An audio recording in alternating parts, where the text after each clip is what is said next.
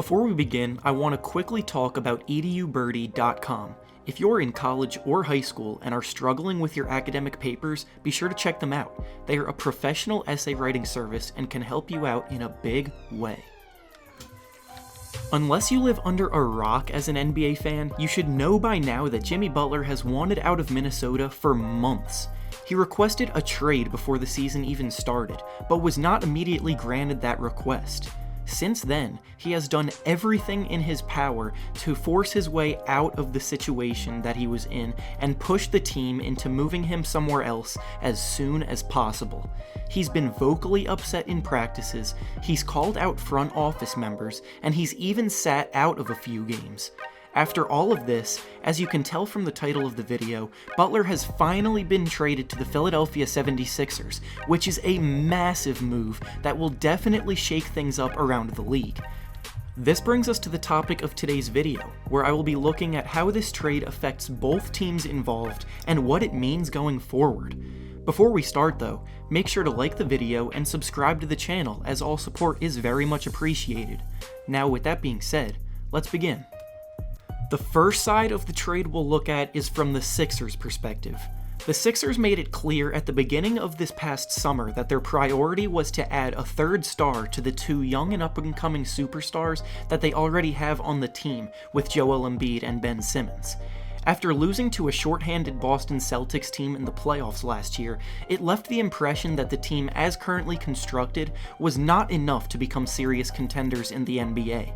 Unfortunately, they struck out on every big name they targeted in free agency.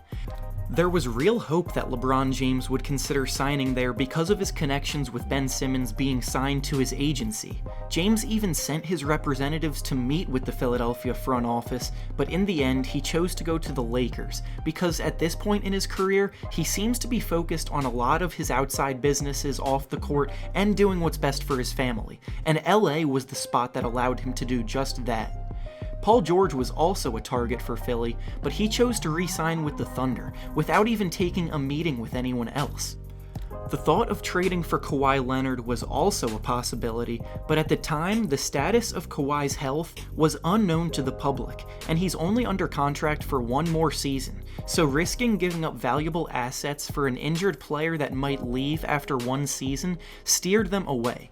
Looking back, after seeing Kawhi play this year, perhaps they should have done this deal, but hindsight is always 20/20. Now, after starting the season with an 8-5 record that puts them in third place in the East so far, they added Jimmy Butler and Justin Patton in exchange for Robert Covington, Dario Saric, and Jared Bayless, along with a pick. On the court, Jimmy Butler is a very good fit with this team. First of all, he was second team all-defense last season, which is huge when replacing Robert Covington at the same position. Offensively, though, is where he will be the biggest boost to the team.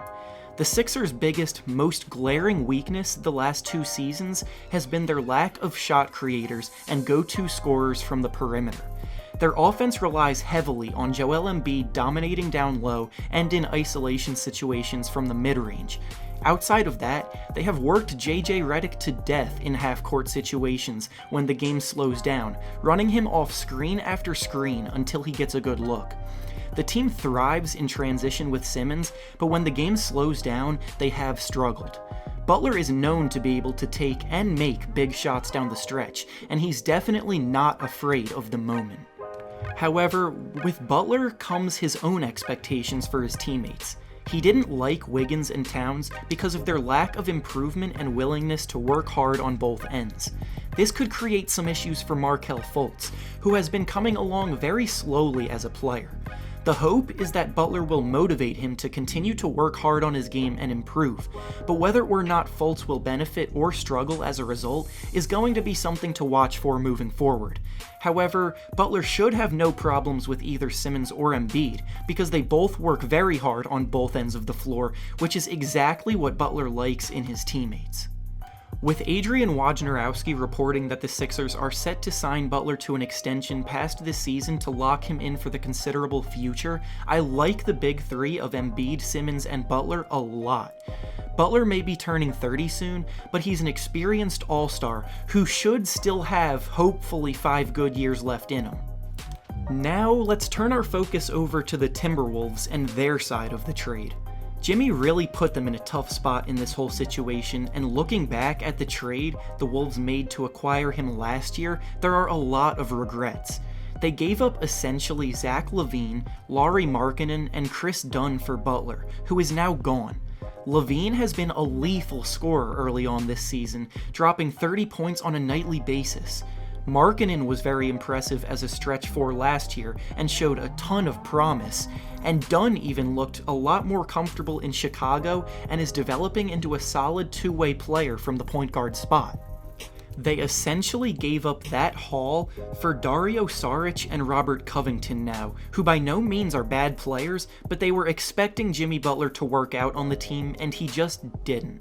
Robert Covington was first team all-defense last season, which is huge when it comes to replacing Butler, but the rest of the team struggles mightily on that end.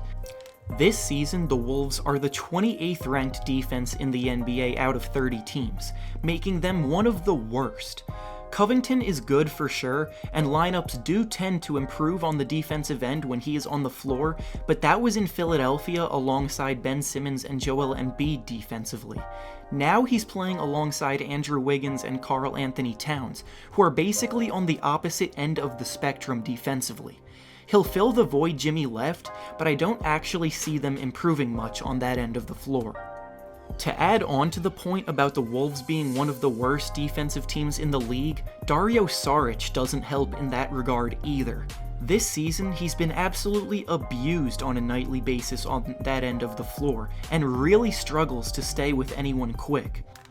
He does not possess the ability to switch onto most wings, and gets blown by in space far too often.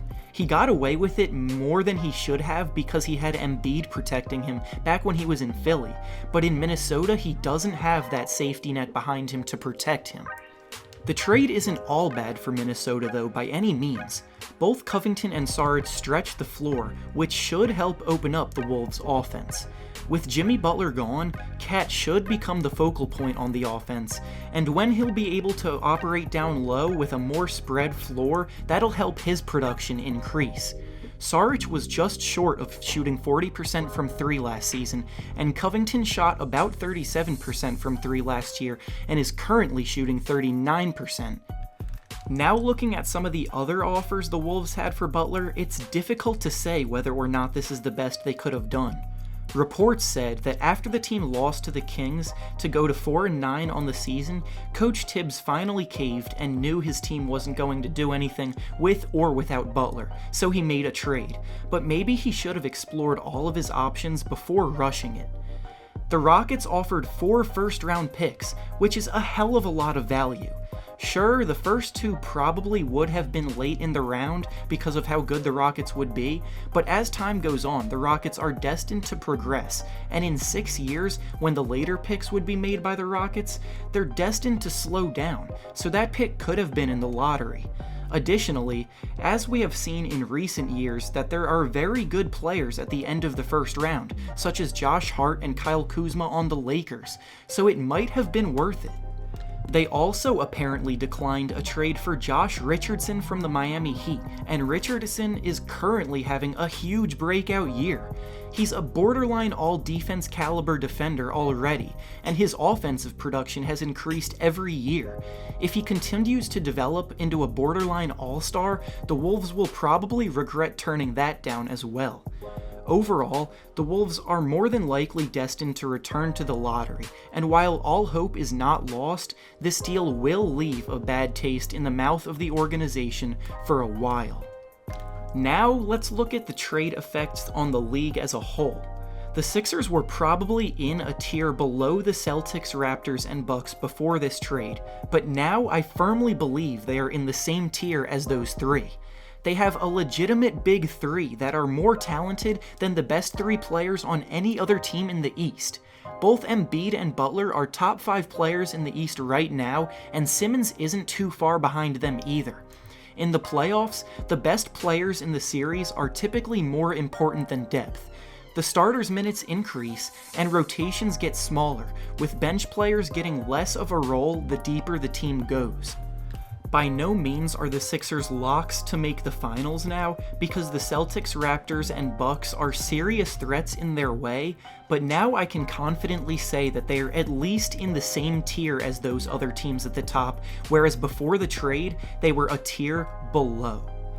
And with that being said, that's all I have for you today. Leave your thoughts on the trade down below in the comments, and like the video and subscribe to the channel. Thanks for watching, and I'll see you guys next time.